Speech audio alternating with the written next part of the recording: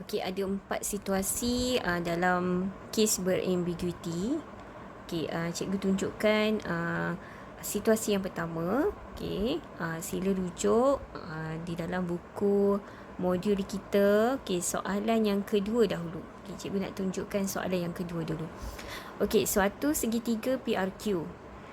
Okey, titik R tanda terletak pada QR dengan keadaan PR tanda sama dengan PR.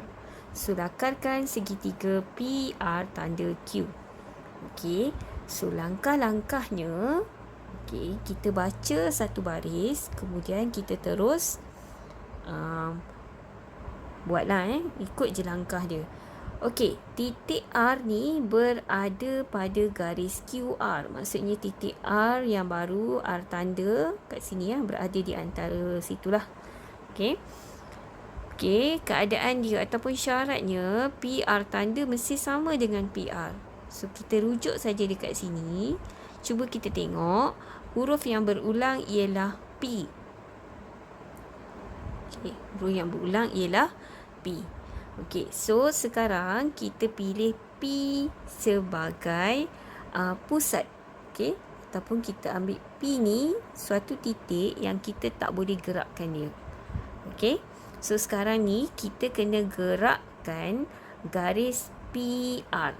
Kita tak boleh gerakkan garis PQ. Sebab kalau kita gerakkan garis PQ, sudut nanti akan berubah. Sudut tak boleh berubah.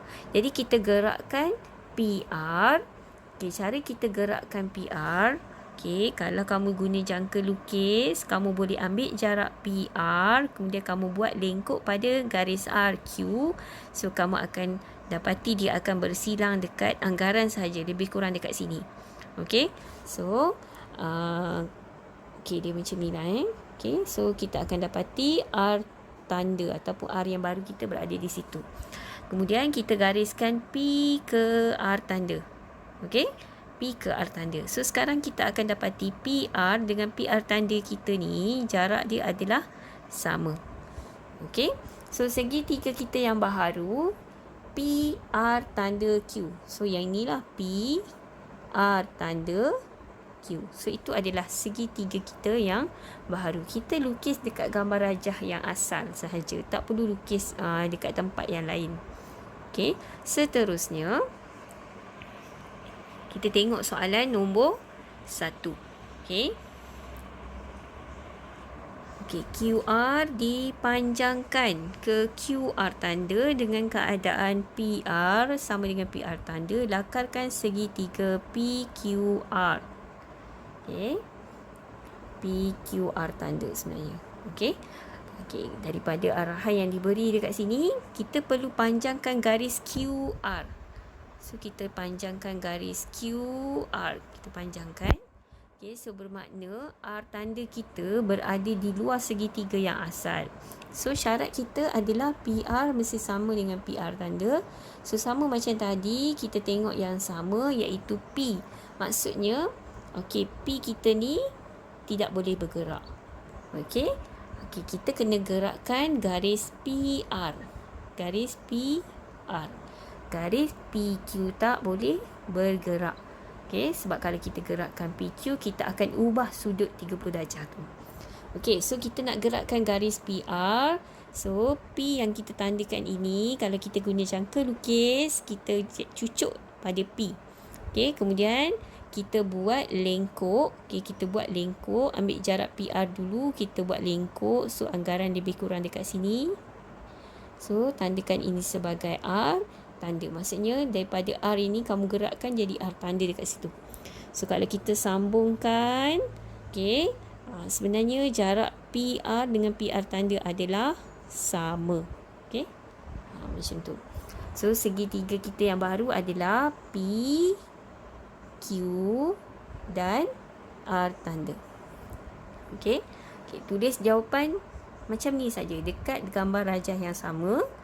Okey. Tak perlu lukis dekat tempat yang lain. Tapi maklumat yang perlu ada dekat situ, okey, kamu kena tandakan dekat mana kedudukan R tanda.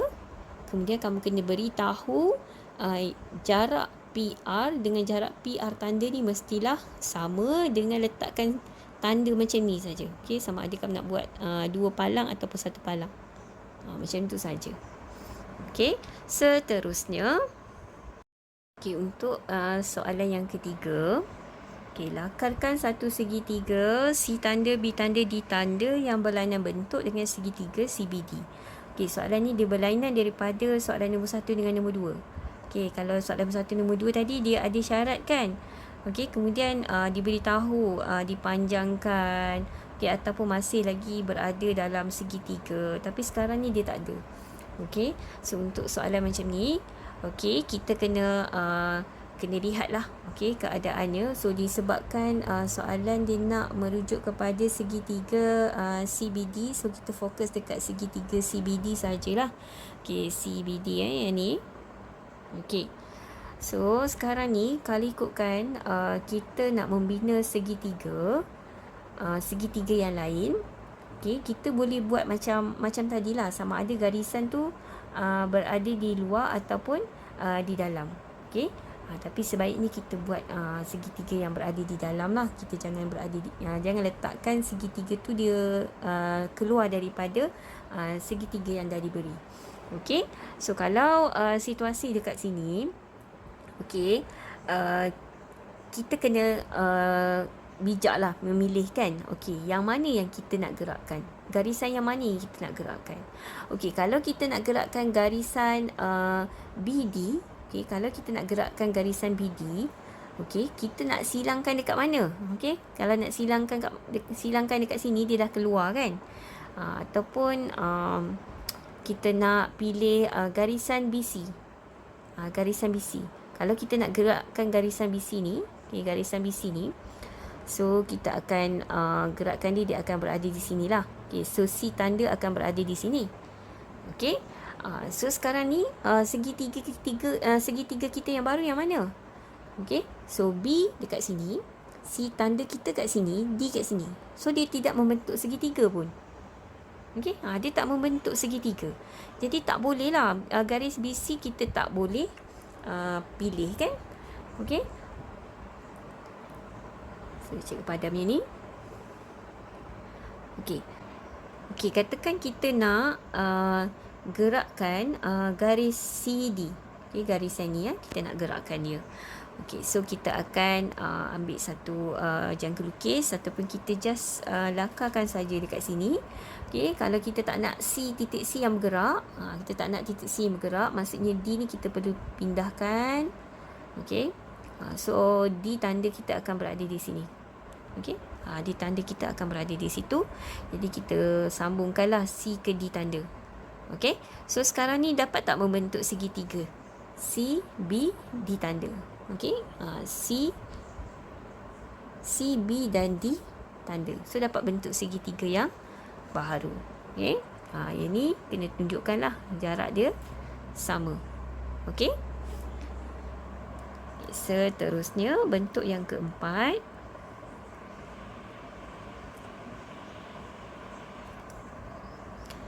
Okey, lakarkan segitiga A tanda, B tanda, C tanda dengan keadaan A tanda, C tanda sama dengan AC, B tanda, C tanda sama dengan BC dan sudut ABC sama dengan sudut A tanda, B tanda, C tanda.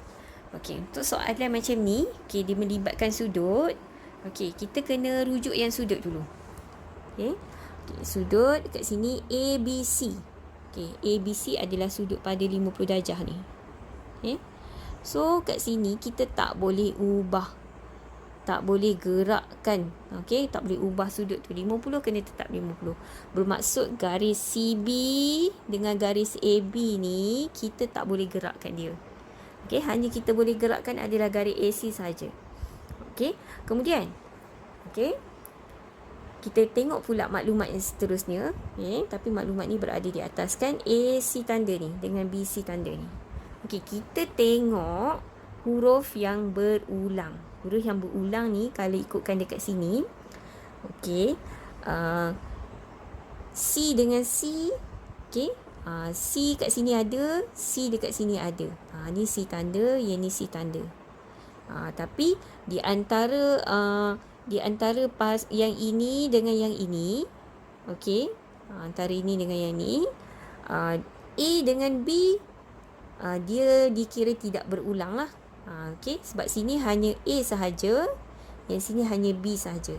Tapi kalau C, yang ni ada C, yang ni pun ada C. Yang tu yang dimaksudkan berulang untuk bentuk yang macam ni. Okey, so sekarang ni disebabkan C tu berulang, jadi kita pilihkan C titik C ni sebagai point yang tidak boleh bergerak. Okey, jadi kita nak kena gerakkan A sahaja. So cara kita gerakkan A, kalau kita guna jangka lukis, so dia akan jadi macam ni lah.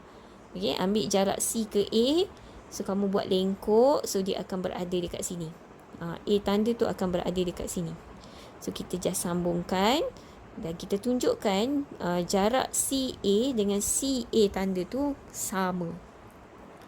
Okey, so dapatlah segitiga yang baru, iaitu A tanda B dengan C. Tapi sebab dia tulis kat sini A tanda, B tanda, C tanda, kamu just tukar sajalah. B ni boleh jadi B tanda, C ni boleh jadi C tanda juga. Okey, itu saja.